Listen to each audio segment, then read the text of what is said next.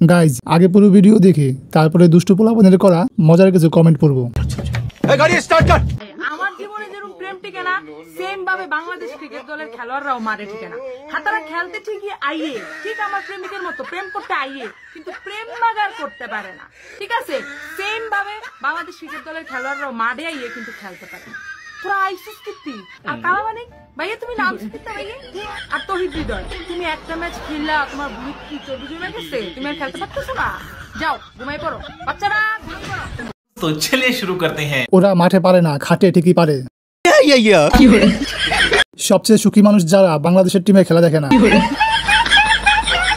একজন দুর্বল পুরুষের বীজরো এত তাড়াতাড়ি পড়ে না যত তাড়াতাড়ি বাংলাদেশের উইকেট পড়ে। শালাদের খেলার থেকে না খেলা অনেক ভালো। আমার গার্লফ্রেন্ডের মতো একটাও থাকে না। বাংলাদেশের প্লেয়াররা খাটেও দুর্বল, মাঠেও দুর্বল।